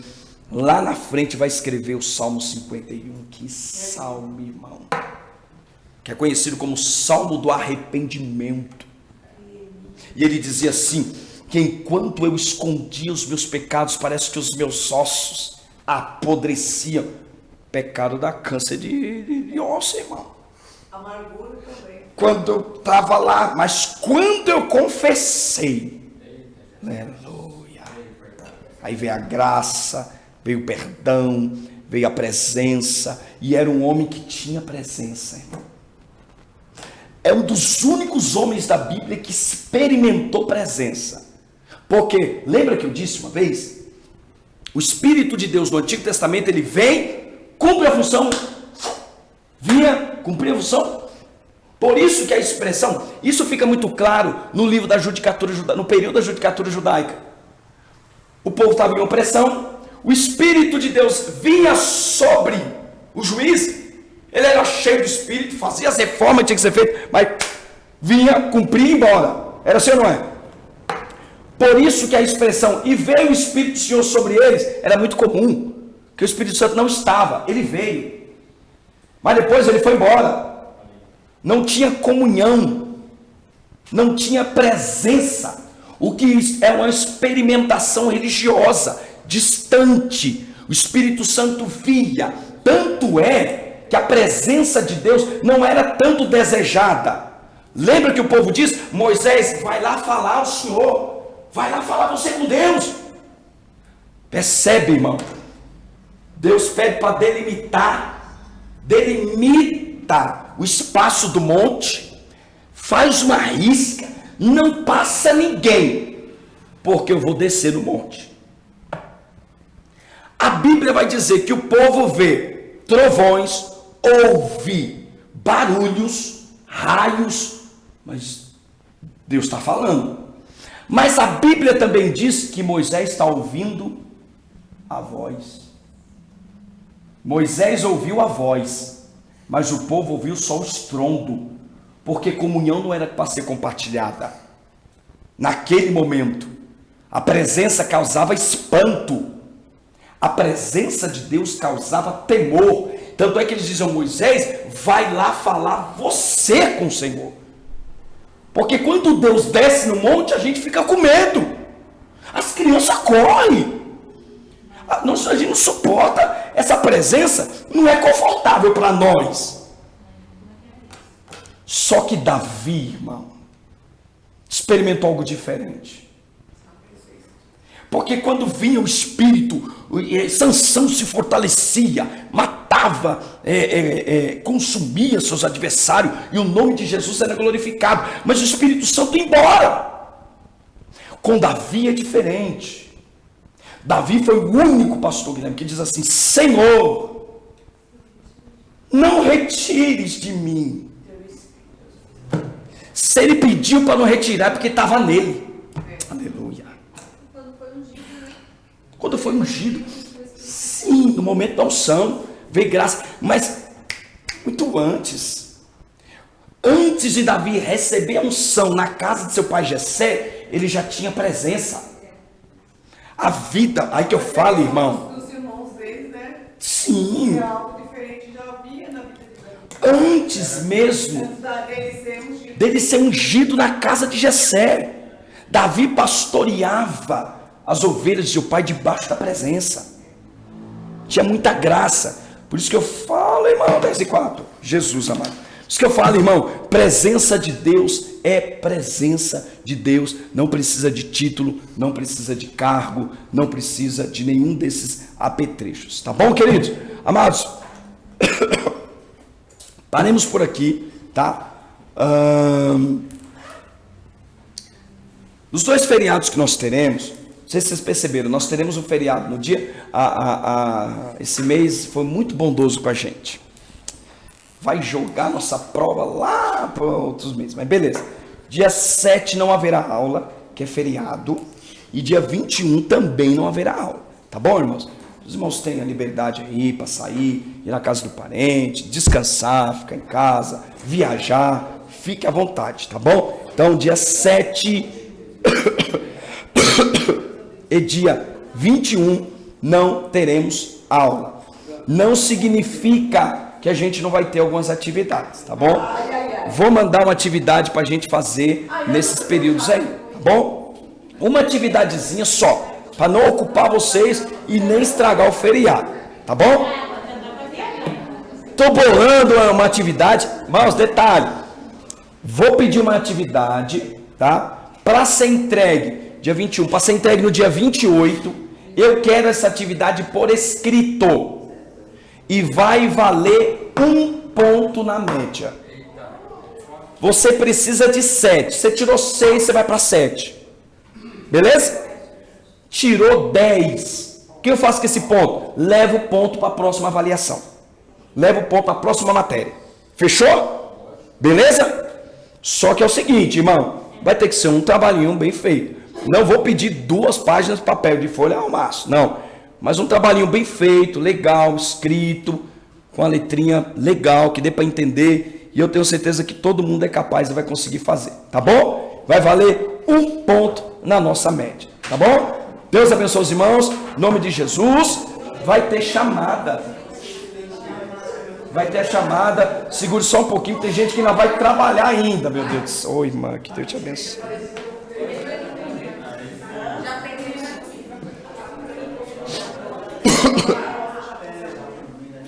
Ô, irmãos, é desafiador para todo mundo vir aqui. O presbítero Joab entrou no 2º horário, veio direto do trabalho. Eu levantei de casa, hoje levantei 3:30 da manhã, vim direto do trabalho, de Guarulhos para cá. Irmão, tem gente aqui na sala que trabalhou, veio para aula e vai voltar para o trabalho. Então, irmão, quando você pensar que hoje eu não vou, porque, irmão, pelo amor de Deus, venha, tá? Venha. Agora, tem casos que não dá. Igual tem gente que falou que vai comemorar um aniversário hoje. Irmão, não dá. Fique, comemore, né? Acho que foi a Larissa. Não tem como. Acho que é a filhinha da Fernanda. Tá, precisa de uma atenção, um carinho da mãe. Vamos orar pelo filhinho dela. Irmão, tem situações que não dá. Agora, irmão, eu tô cansado. Não dá, né? Tô cansado, hoje não, né, não tá legal, hoje não fez sol, eu não vou. Então, irmãos, valorize o seu esforço e valorize o esforço dos seus amigos em sala de aula. Tem gente que eu tô dando aula aqui, irmão, que tá pingando de sono. Ai, mano, eu vi ali, eu fiquei preocupado. Mas tá aqui, irmão. Irmão, quando você pensar em faltar, olha para essas situações e eu tenho certeza que fazendo isso a gente vai conseguir vir em todas as aulas, tá bom? Obrigado pelo esforço de todos, é muito bom compartilhar com vocês essas sextas-feiras à noite, tá bom? Fabi, por favor, agora é você. Lucinéia, Fernanda, Giovana,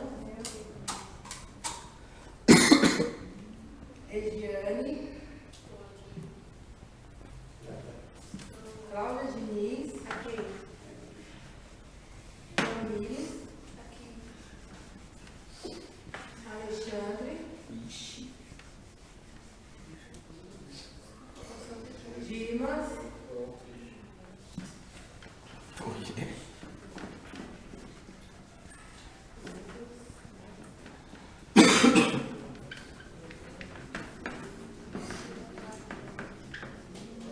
Marcelo Martins da Cruz,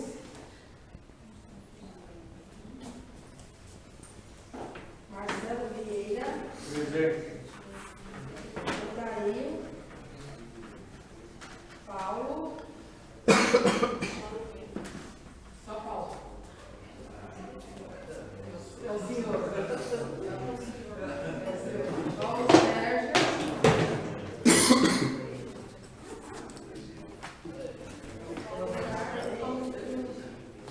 José Carlos. Guilherme Siqueira. Renan. Guilherme. Silmara. Cibele. Vanécia. Joabe. Larissa Iglesias.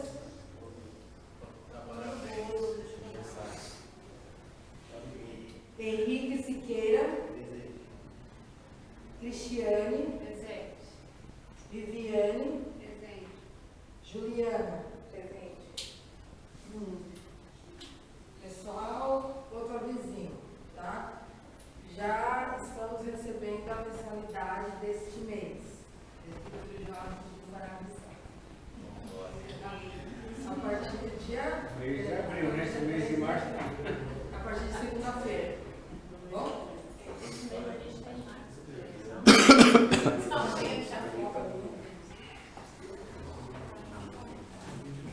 Amém? Tem mais alguma coisa, Fabi? Fechou? Irmãos, Deus abençoe.